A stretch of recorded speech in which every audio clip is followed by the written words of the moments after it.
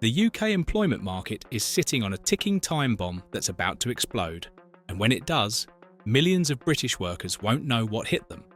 While politicians parade around talking about economic growth and recovery, behind closed doors, they're preparing for an unemployment crisis that could make the 2008 financial crash look like a minor inconvenience.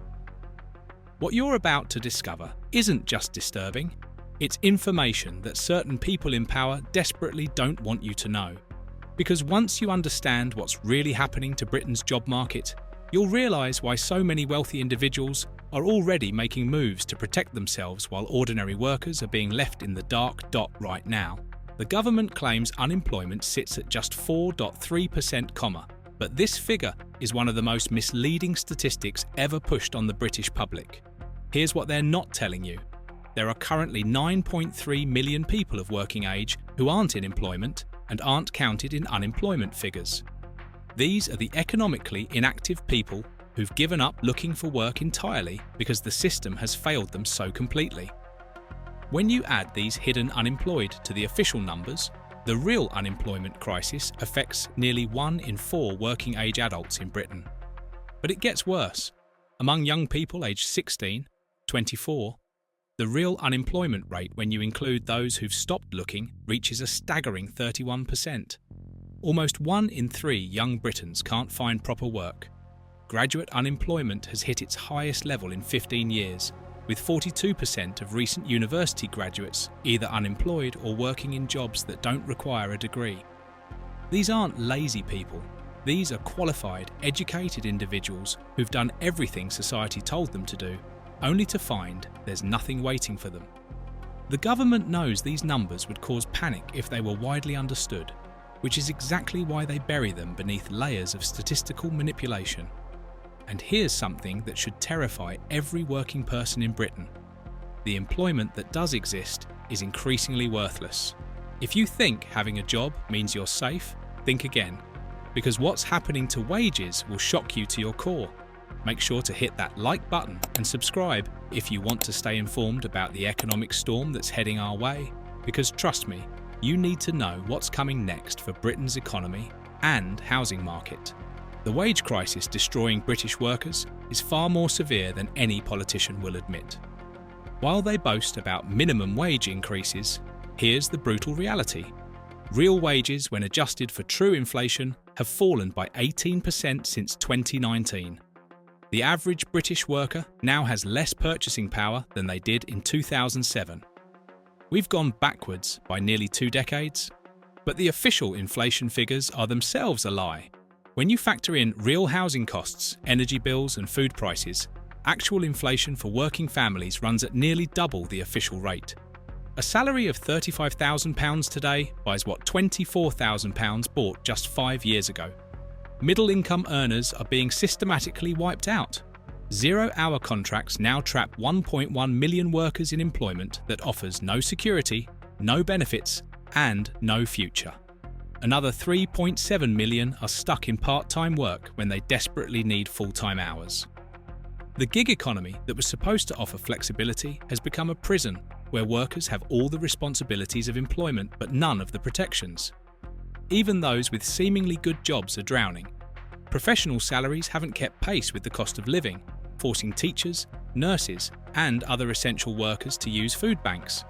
In London, workers earning £50,000 a year qualify for housing benefit because rent consumes over 60% of their take-home pay. This isn't sustainable. It's economic slavery dressed up as employment.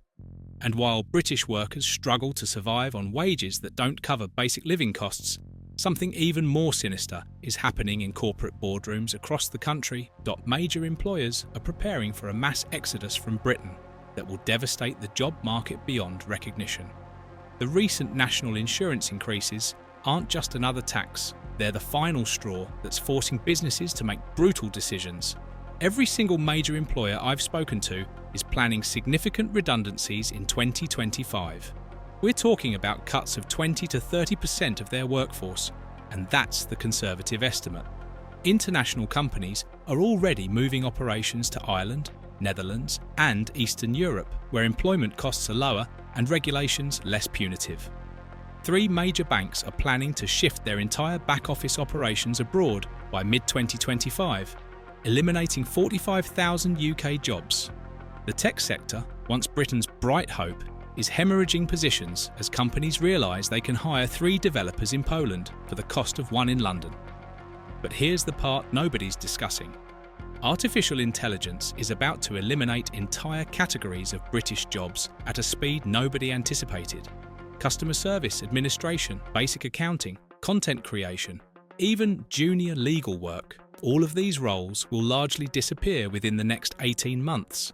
Companies aren't waiting for gradual change. They're implementing AI solutions right now that will replace hundreds of thousands of workers. The retail apocalypse that everyone predicted is finally here. Major high street chains are planning to close 40% of their remaining stores in 2025, with job losses in the hundreds of thousands. Online shopping hasn't created anywhere near the employment it's destroyed, and automated warehouses mean even those jobs are disappearing. Manufacturing, already on life support, faces complete collapse as energy costs make UK production unviable. And when these jobs vanish, they're not coming back. The government knows this employment catastrophe is coming, but they're more concerned about property values than people, and the connection between the two is about to create a perfect storm. The employment crisis is creating a property disaster that will destroy Britain's housing market in ways most people can't even imagine. When mass unemployment hits, mortgage defaults will explode. Banks are already quietly preparing for default rates to triple by mid-2025.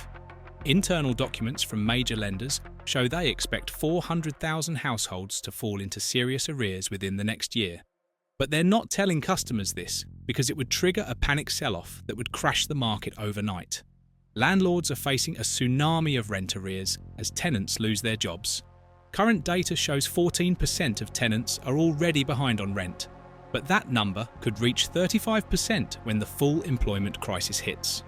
The eviction ban discussions happening in Parliament aren't about protecting tenants. They're about preventing hundreds of thousands of people from becoming homeless simultaneously, which would create social chaos the government couldn't control.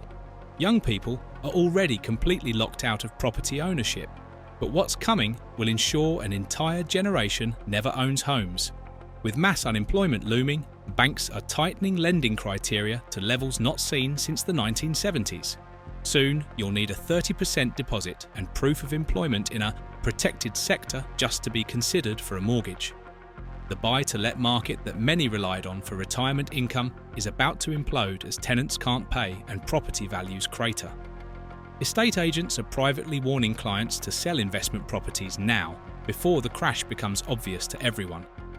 The government sees all of this coming, which is why they're desperately implementing secret measures that reveal just how bad they expect things to get. But that's not even the worst part. Behind closed doors, the government is preparing for unemployment levels that would cause social breakdown if the public knew what was coming.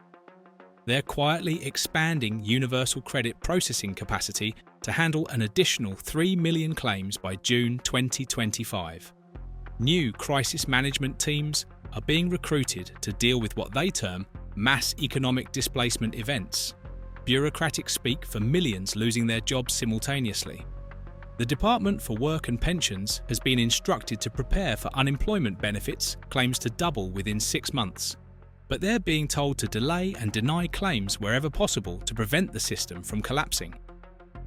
Internal briefing documents reveal plans to change the definition of employment to make statistics look better, counting anyone who works even 1 hour per week as employed. They're also planning to reclassify hundreds of thousands of unemployed people as in training or economically inactive to keep them off the official unemployment figures. Mental health services are being warned to prepare for a tsunami of depression and anxiety cases as employment collapses. Suicide prevention hotlines are being expanded, though this isn't being publicised for obvious reasons. Food bank networks have been told to expect demand to triple, while police forces are preparing for civil unrest in areas where unemployment will hit hardest. The military has conducted exercises simulating responses to widespread unemployment riots, particularly in northern cities where job losses will be most severe. These aren't conspiracy theories. These are documented preparations happening right now while the public remains blissfully unaware of the catastrophe approaching. And the timeline for this disaster is much shorter than anyone realises. The employment collapse will unfold in 3 devastating waves that will hit different sectors and regions at different times. Wave 1 begins in January, immediately after companies complete their annual reviews and implement AI replacements. Expect 200,000 job losses in administrative and customer service roles within the first quarter.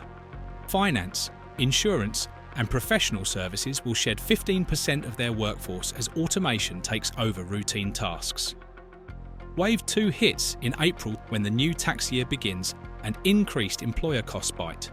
Manufacturing will essentially cease to exist as a major employer, with 300,000 jobs vanishing. Retail will experience its final collapse, with store closures accelerating beyond anything we've seen.